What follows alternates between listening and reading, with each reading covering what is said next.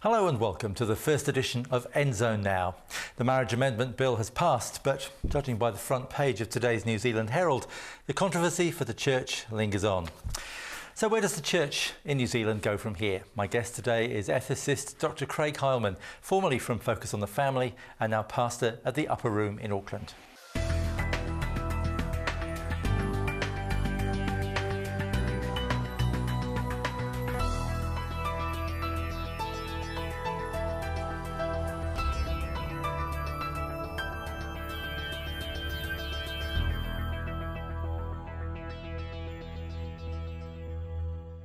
Well, Craig, looking at the Herald this morning, is it me being paranoid, or does it feel that the Church is still under pressure to accept gay marriages? No, I think you're not being paranoid at all. The Church will continue to be under pressure on this issue forever. No problem at all.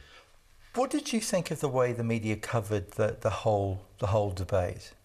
Look, I think the media was biased, as the media is these days. It's not that we don't have standpoints. Everybody's got a standpoint on the world. Christians do as much as anybody else. But the media in an open democracy, you expect to take a view that says we'll show all sides and we'll show them fairly. That doesn't happen anymore. So everybody's taking a political standpoint and promoting the political agenda they want. And the media tends to be very liberal right across the Western world, and they're promoting this issue. And it's one of the reasons this issue's had traction from 30 years ago, where it had no traction, to today, where it's a winning bet, you know. It was interesting in TV3's The Nation at the weekend. They were talking about media coverage, and what came out of the discussion was that the only media who actually were quite balanced was us, right. Which possibly would be a surprise to most people.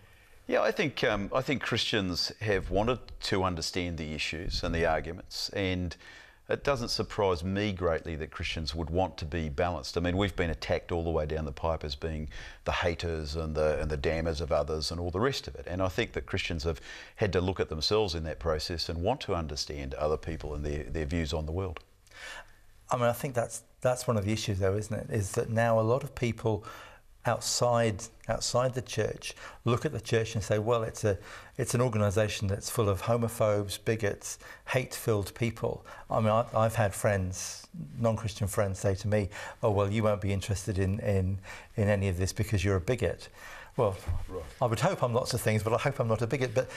But that's, I would imagine, a scenario that's been played out for many Christians. I'm sure it has, and look, it's not my experience with the Church that it's full of those kind of people, but there are certainly people like that everywhere, not just in church, but outside of church.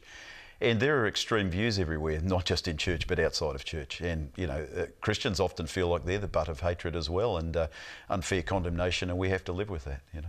But how do we deal with that? Because we're trying to be true to ourselves and true to our faith. Yeah. And in doing so, we are being seen as people who are hate-filled. Yeah, and we follow a guy who was crucified as a criminal when he'd done nothing wrong. So it should come as second nature to us to be able to play this role, the scapegoat for a society that wishes to go in another direction. I don't think we should dodge that issue. It's up to us, like every other group. If the gay community wishes to follow their lifestyle choice and have it be affirmed in legislation, then there's nothing wrong with Christians promoting and pursuing their lifestyle. It's what we believe to be true, and we ought to live by what we believe to be true. We ought to show our children to live by what they believe to be true. And so I don't see any problem at all with us pursuing our historical lifestyle, and nobody else in New Zealand society or any other society should have a problem with that, any more than the Muslim should be attacked for being a Muslim. Do you think that the Church in a way has lost ground over the course of this debate, in that we now no longer have, I guess in a way, the moral authority to say, look, we believe this is right, we believe this is wrong? It feels to me that now, whatever we're talking about, whether it's gay marriage or any other issue, we no longer have that authority because it seems to have been devalued. I don't think the authority's changed at all. The authority comes from Jesus Christ, and the Church must speak in Jesus' name. So our authority hasn't changed at all. The question has been the political issues involved with people listening to us, and people are not listening to the Church in the Western world anymore, and that's come as a shock and surprise to the Church. Well, you know, we're being returned to the situation of the first 3 centuries of the Christian era, and we just have to live with it. But we've got the resources in our tradition to live as an isolated, alienated people, if that's what we have to live at. I think what Christians are having to adjust themselves to is not being in power. And that is a terrible adjustment for anybody to make. It will also be an adjustment for the supporters of the gay community to be in such a position of power. And take it from me, the 44-77 vote showed you where the power lay. It doesn't lie with Christians, it lies elsewhere. Laws in a society generally reflect the distribution of power in a society. So to get a transformation like that on the subject of marriage reflects a lot about the power structures of our society. I would guess for many Christians that's quite a scary thought, because, as you say, for centuries the church has been where you go if you want to decide, is this right or wrong. The guys in the church, they'll know what's right or wrong. Yeah. So that's really hard for us to come to terms with. It is. I mean, governing and being in power came to the church by accident, by the collapse of the Roman Empire 1600 years ago. And so we've had to, over the last 500 years, get used to the reality that the nation state now is the one that runs things. And the church has been a kind of a moral policeman to the state, and the state has wanted to use us in that vein.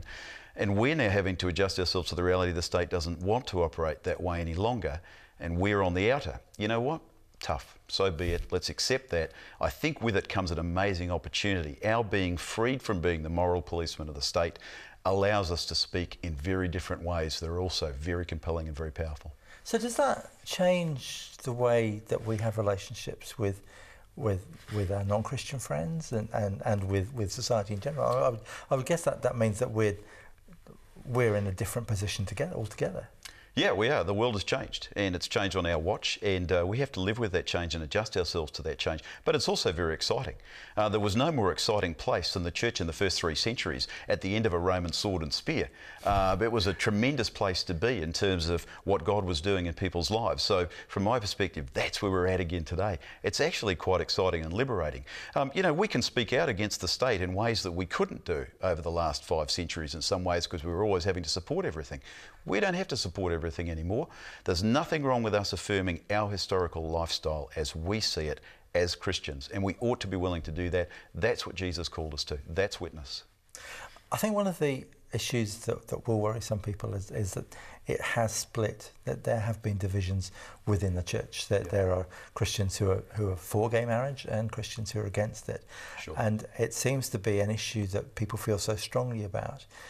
That's going to be quite difficult to come to terms with. Probably. I mean, what it reflects, the divisions in the church on any of these issues, and gay marriage is only one of those splinter issues, but there are many others. The Bible is another one.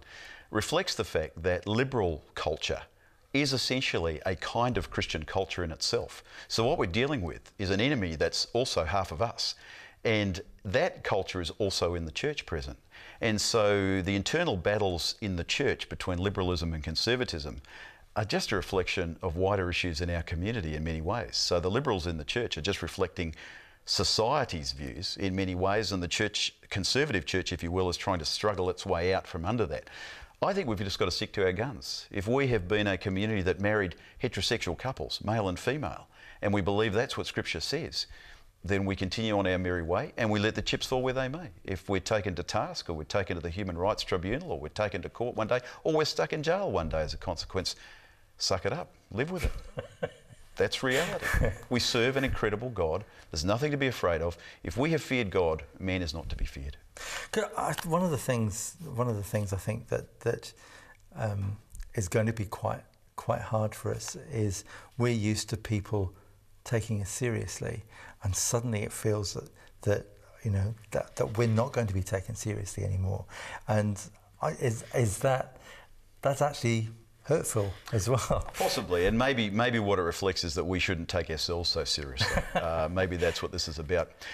Look, I think that our culture, our Western society that we live in, New Zealand today, what goes on now in pastors and mainstream culture is largely nutty, and we just have to see it that way. And I would adopt today the approach toward mainstream culture that the mainstream culture, which wasn't mainstream culture back then, back in the, 500, 400 years ago, when the Enlightenment and the kind of progressive thinking was getting going, coming out from under Christian control, if you will, it tended to mock the church, and that was one of its most effective tools.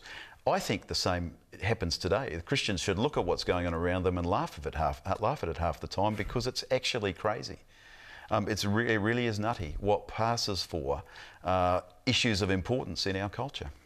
So when we see headlines like the one in the Herald this morning, I mean the headline at the top, same-sex marriage is legal but religious leaders are closing their doors to gay couples. Of course, that is their legal right. That's part of the new law that they're allowed to say that. Do you think that this is going to be part of a campaign that we'll see more pressure coming on the church to go down that road? Without doubt. I mean, the subtext of all this is we've changed the laws. Hey, you haven't changed. But it's presented now as if you're doing something wrong. We're doing what we've always done, which is said, look, we don't marry gay couples. Now, there are Christians out there who will, and good luck to them. That's between them and God and them and the people they're marrying. But there'll be many Christians who take a more conservative view that go, look, that's just not what I'm prepared to do. And it's not because we don't think gay couples are not nice human beings or that they're not genuine human beings. Of course they are. And of course we can relate to anybody as another human being, shoulder to shoulder. But we have our own way of life as Christians. If other people's ways of life, we're being asked to respect their ways of lives. Our way of life has to be respected as well. It's as simple as that. Think about what the real issue is here. There wouldn't even be an issue like gay marriage if we didn't have at the core of our culture identity politics around who I am and what my agenda is for life. If you trace the roots of that, it has religious roots. The first human right in existence was the issue of religious freedom. It was people who didn't want to be Anglicans, who wanted to be Baptists or Puritans or somebody else, fighting for the right to do faith in the way they wanted to. Translate that argument 350 years later, and what we have is a gay couple saying, I want the right to marriage in the same way you've had the right to marriage. And the state is siding with those couples. And I don't know that the state has a lot of other choice when you look at the logic by which a modern state operates. They're citizens, they pay taxes. If the state is in charge of marriage, they want access to it, they're going to lobby for it and get it. They're getting it right across the Western world in many countries, and we're going to see them all fall like dominoes. So the church has to decide what to do about that. I don't know that we need to do anything about it, other than get on with building strong, healthy marriages and strong, healthy families ourselves and promoting our way of life as a healthy alternative, and really not just a healthy alternative, the healthy alternative of what it means to flourish as a human being. Craig, there's some real challenging thought there. Thank you so much for your time today. Thanks for having me, Alan. Good to be here. Our guest on the programme today, Dr. Craig Heilmann. Thanks very much indeed to him for being our first victim in the hot seat. Join us again next time when someone else will be facing the questions. In the meantime, don't forget this week's Anzac Day special edition of End Zone Focus presented by Davina William. But for now, from the End Zone team, bye for now.